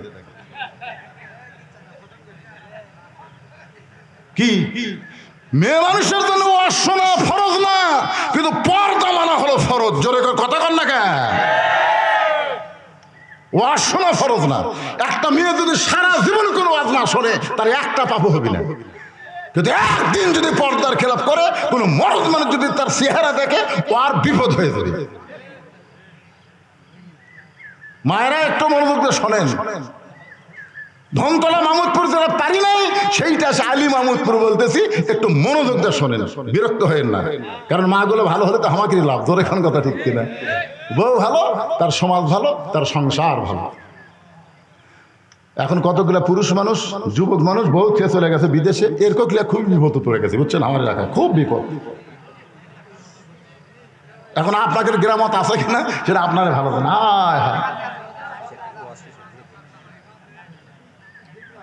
হ্যাঁ কি কয়, আপনার বাচ্চা কাচ্চা হলে আপনি বউ থিয়া বিদেশে যদি যাওয়া লাগে যাবেন, প্রতি বছরে আসার চেষ্টা করবেন, কিন্তু বাচ্চা কাচ্চা কিছু হয়নি, টাকরা বউ থিয়া চলে গেছে। কি আল্লাহ কোরআনে বলেছে আমার বাপের কথা, হুন্না লিবাসুল্লাকুম ওয়া আনতুম লিবাসুল্লাহুন্না। স্বামী হলো বিবির পোশাক, বিবি হলো স্বামীর পোশাক। ধরে কোন সুবহানাল্লাহ। ছোট্টবেলা একটা গান শুনছিলাম, আপনাকে এলাকায় শুনছেন কিনা? জামা তোর জামাইয়ের বাড়ি আমি যাব না, তোমার জামাই চাকরি করে মহিমাগঞ্জ সুগার মিলে, মাসে মাসে সিটি লেখে বাড়ি আসে না। জামা মাও বলতেছে তোমার জামাইয়ের বাড়ি তা আমি যাব না, যাই লাভ কি? আর মায়েরা শুনে একটু মনোযোগ দিয়ে। ফাতেমার স্বামী গো, আমার 3 নম্বর চাওয়া হলো আমার লাশটা খাটনিতে তুলবেন না, আমার লাশটা খাটনিতে তুলবেন না। আমার খাটনি কান্দে নেওয়ার মতন 4 জন পুরুষ আমার দুনিয়াতে নেই। আজকে যদি আমার বাবা দুনিয়াতে থাকতো, মরা মেয়ের লাশের খাটনি বাবা কান্দে নিবার পারতো।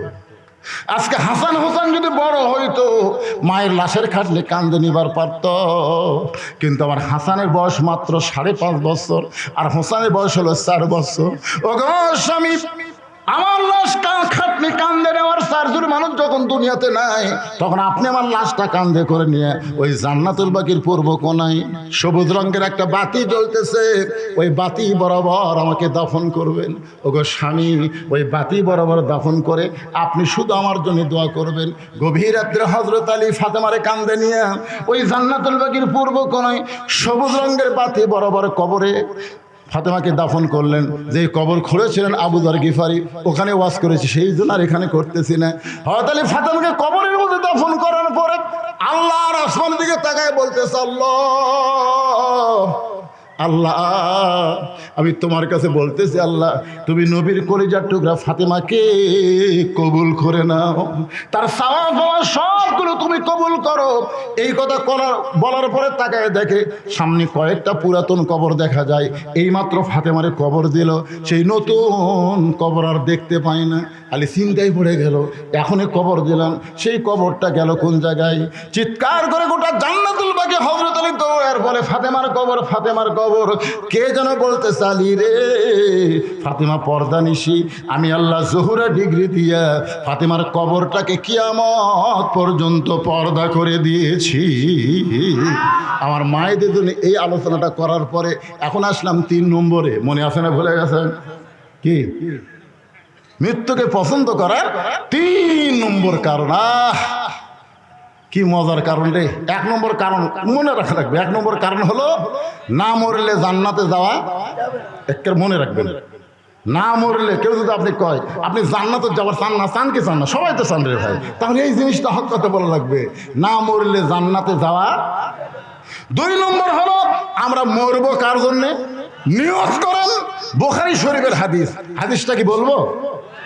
তাহলে শোনেন, আনাস রাদিয়াল্লাহু থেকে বর্ণিত, মা আহাদান ইয়াদখুলুল জান্নাতা ইহুব্বু ইয়ারজি ইলা দুনিয়া ওয়া লাহু মা আলাল আরদি মিন শাইইন ইল্লা শাহীদুন ইয়াতামান্না আন ইয়ারজি ইলা দুনিয়া ফায়ুক্তাল আশারা মাররাতান লিমা ইয়ারা মিনাল কারামাতি। রাওয়াহুল বুখারী কিতাবুল মাগাজি। ধরে কোন সুবহানাল্লাহ। আর একটা হাদিস, এই হাদিসের সাথে বলা হয়েছে, মান সাল্লাল্লাহু তাআলা আশ-শাহাদাতা বিসিদকিন বাল্লাগাহুল্লাহু মানাজিলাশ শুহাদা ওয়া মাতা আলা ফিরাশিহি। রাওয়াহুল বুখারী কিতাবুল মাগাজি। বলেন আলহামদুলিল্লাহ। ছোট হাদিসের ব্যাখ্যাটা আগে শোনেন। কেউ যদি নিয়ত করে যে আমরা শুধু কোরআনের ওয়াজ শুনবো না, এই মনোযোগ দিয়ে শুনবেন, এর কার এই সময় ওঠা বসা। আপনি কি মনে করছেন আমি সারা রাত ওয়াজ করবো? ঘড়ি আমার কাছে নাই। অত্যন্ত গুরুত্বপূর্ণ ভাইরে, ওঠেন না। পেশাব যদিও লাগে, অনুনাজ্জিলু মিনাল কোরআনি মা হুয়া শিফাউ ওয়া রাহমাতুল লিল মুমিনিন। আল্লাহ কোরআনকে লক্ষ্য করে বলেছেন, এই কোরআনকে আমি নাজিল করেছি মুমিনদের যাবতীয় রোগের শিফা হিসাবে আর রহমত হিসাবে। জোরে কান সুবহানাল্লাহ। একটু মন তো এদিক সেদিক যাবেই, কারণ কখনোই চাবে না কোরআন। শয়তান চাবে না যে কোরআন মানুষ বুঝুক, কোরআন বুঝুক, এটা শয়তান চাবে না। কোরআন শোনানোর জন্য কোরআন ফার্স্ট হচ্ছে বাংলাদেশ। জানেন, এবছরও 123টা দেশকে পিছনে ফেলে বাংলাদেশের কোরআনের হাফেজ গোল্ড মেডেল পাইছে। সুবহানাল্লাহ। সৌদি আরব পারেনি, কুয়েত, কাতার, যেগুলো দেশে আল্লাহ আরব রাজ্য, সেগুলো দেশের হাফেজেরা আমাকে দেশের হাফেজের সাথে পারেনি। চিন্তা করছেন? তার মানে কি বাংলাদেশ কোরআন তেলাওয়াতে 1 নম্বর, কিন্তু কোরআন মানার দিক দিয়ে বাংলাদেশ কয় নম্বর?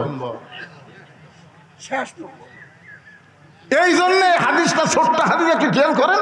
কেউ যদি নিয়ত করে বাংলার জমিনে কোরআনের পক্ষে, কোরআনের সৈনিক হয়ে বাতিলের বিরুদ্ধে লড়াই করার জন্য প্রয়োজন হলে শহীদ হব, মান সাল্লাল্লাহু তাআলা আশ-শাহাদাতা বিসিদকিন, এর সত্যি অন্তর থেকে চাওয়া হয়, বাল্লাগাহুল্লাহু মানাজিলাশ শুহাদা ওয়া মাতা আলা ফিরাশি।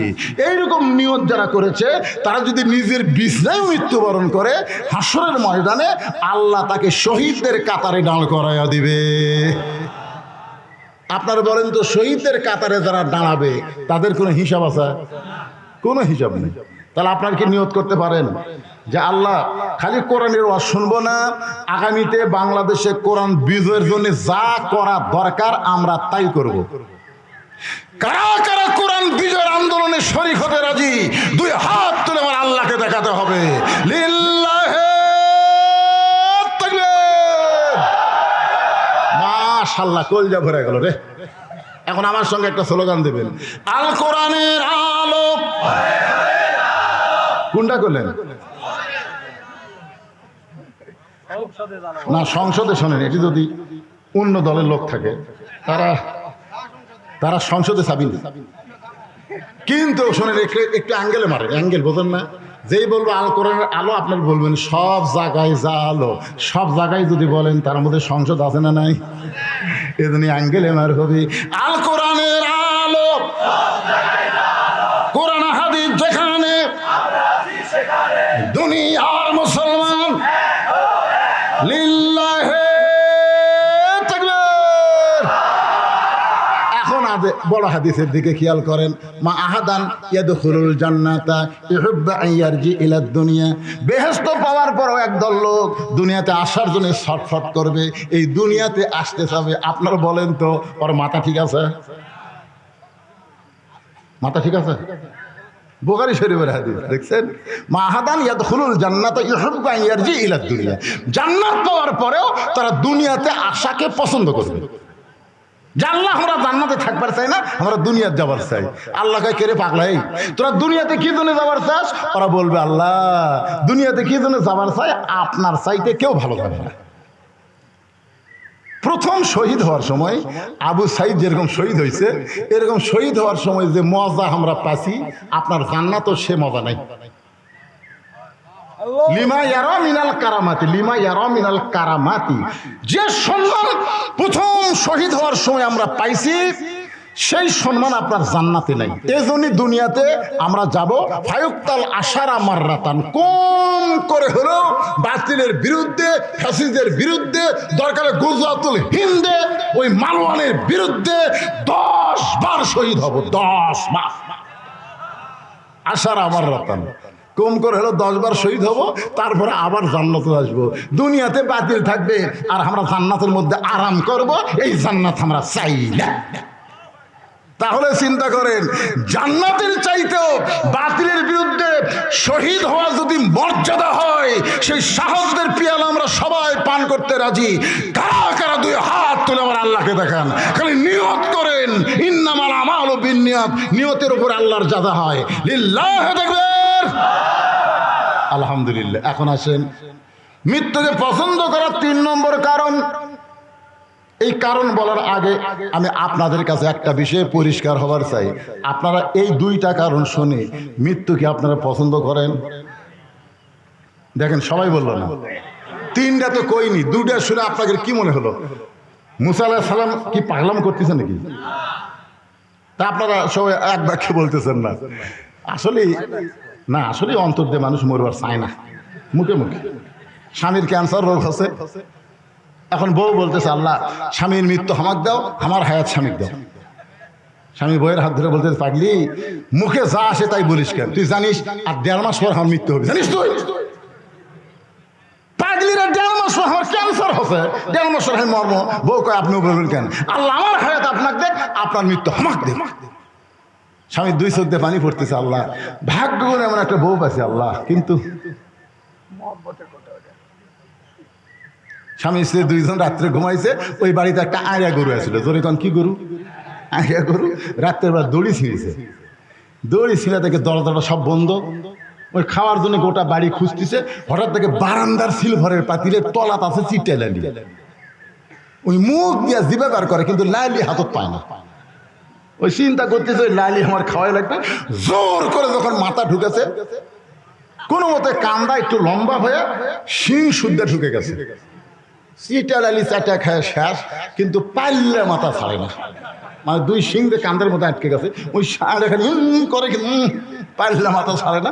এখন বলেন তো, গোটা মাথা যদি পাল্লে হয়ে যায়, ওর চোখ আছে? এই গোয়াল বাদ দিয়ে স্বামী স্ত্রী যে ঘরে ঘুমায় আছে, ওই ঘরের মধ্যে হো হো হো হো করে ঢুকছে। যেই ঢুকছে বউ চিল্লায় বলে বাবা আজরাইল ঢুকছে, যখন স্বামীর কাছে দাও, এই ক্যান্সার ঢুকি বাবা, খবরদার আমার কাছে আসো না, আমার স্বামীর কাছে দাও।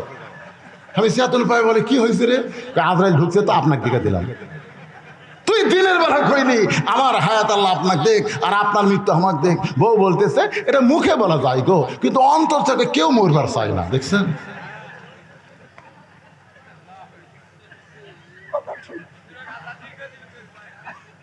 অন্তর থেকে চাওয়া লাগবে, মরা তো লাগবেই। আজকে আমরা অন্তর থেকে চাই, অন্তর থেকে চাই, চাই তো সত্যি। অন্তর থেকে যারা চাবেন আল্লাহ যেন তাদেরকে ইমানের সাথে কবুল করে, ধরে কেন আমিন।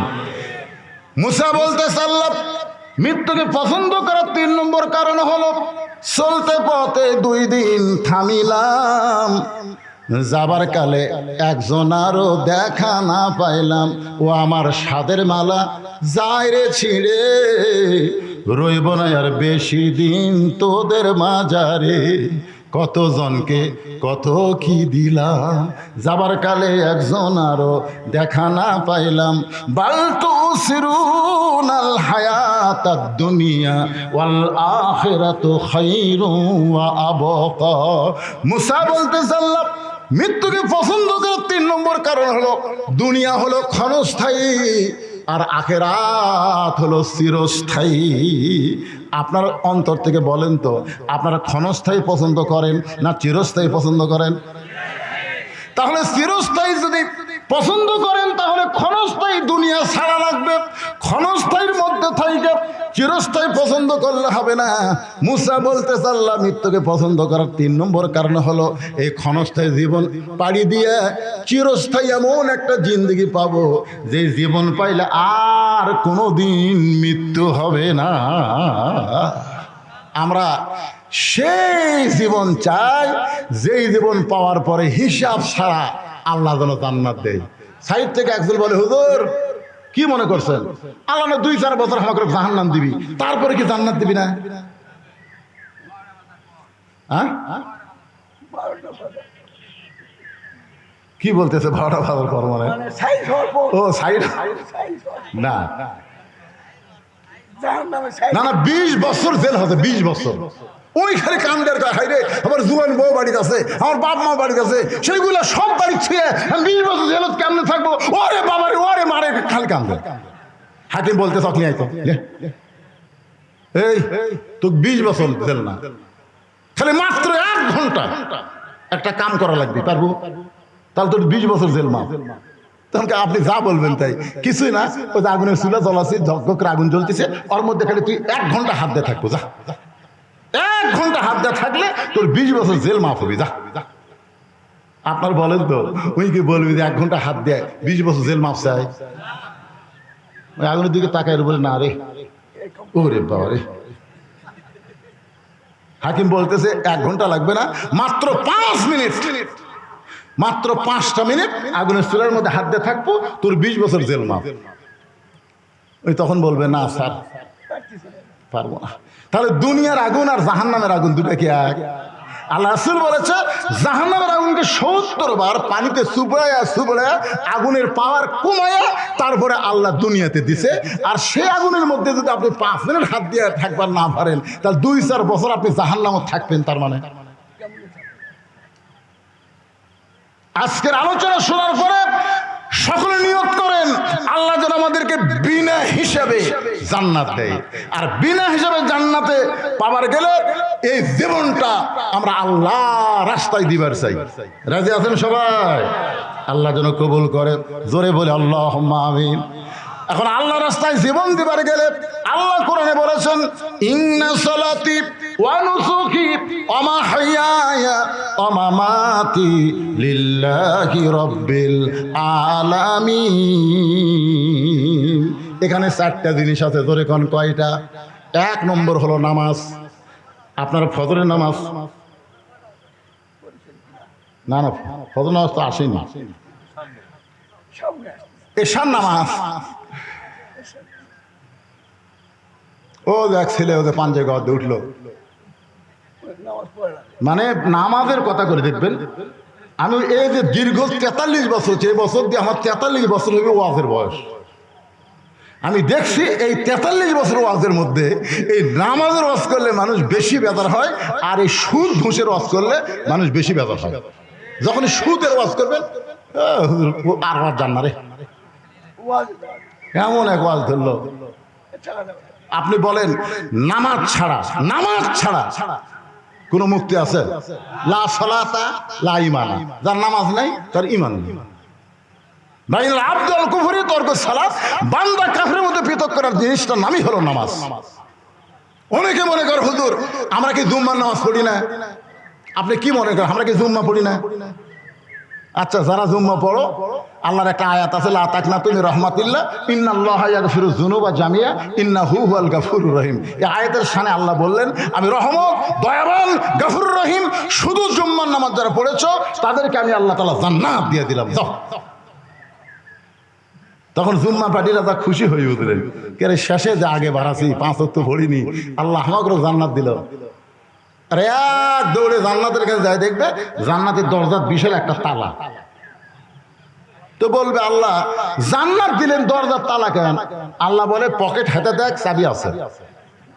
আর পকেট হাতে দেখবে একটা চাবি আছে, চাবি নিয়ে যে তালার মধ্যে ঢুকবি, কিন্তু চাবি ঢুকে ঠিকই ঘরে না, ঢুকিছে ঘরে না। তো বলতেছে আল্লাহ চাবি তো ঢুকলো কিন্তু ঘরে না। আল্লাহ বলতেছে তালার মধ্যে 5টা দাগ আছে, তোর চাবির মধ্যেও 5টা দাগ থাকা লাগবে, দাগে দাগে মিল হবি, কুট্টুস করে খুলে দেবে। তখন বলতেছে আল্লাহ আমার চাবির মধ্যে তো 5টা দাগ নেই। আল্লাহ কয় পাগলা, 5 ওয়াক্ত নামাজ যদি না থাকে ওই জান্নাত দেখতে পাবি কিন্তু ঢুকতে পারবি না। খালি জুম্মা মেরে যারা আশা মারতেছেন তারা কোনোদিন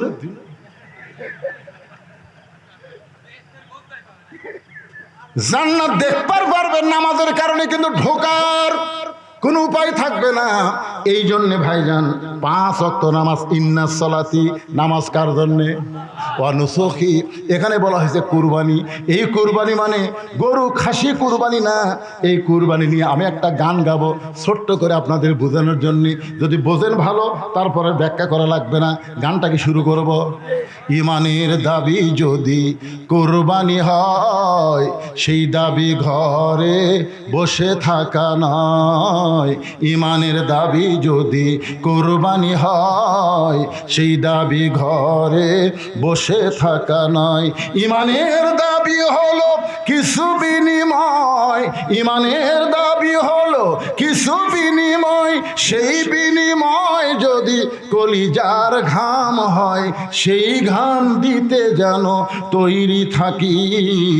ওগো দয়াময় আমার আল্লাহ দয়াময়। ইমানের দাবি হলো অগ্নিশিখা, বাতিলের বিরুদ্ধে জ্বলতে শিখা। সে আগুনে জ্বলে জ্বলে, সে আগুনে জ্বলে জ্বলে দিব ইমানের পরিচয়। ইমানের দাবি ঘরে বসে থাকুন না কেন? ইমানের দাবি ঘরে বসে থাকা নয়। ঘরত বসে ইমান রক্ষা করবেন। মা ভয় দেখাছে, বাবা ঘর থেকে বাড়াস না, বাহিরে জঙ্গল আছে। বাবা বাহিরে জঙ্গল আছে, জঙ্গলে বাঘ আছে, বাড়াস না। এমন বাঘের ভয় দেখাছে, ছেলের বাড়ির থেকে বাড়ায় না, আর বাড়ায় না। জঙ্গল বাড়তে বাড়তে বাড়তে এখানে ঘরের জানলা পর্যন্ত যাচ্ছে। এখন জানলা তো বাঘ ওয়াও করতেছে, ওই ঘরের মধ্যে দৌড়ে মা সাবে ধরে বলতেছে, মা তুমি বাইরে হবার নিষেধ করলে, এখন বাঘে যে আমার জানলার দরজার কাছে আসলো, এখন কি করবো?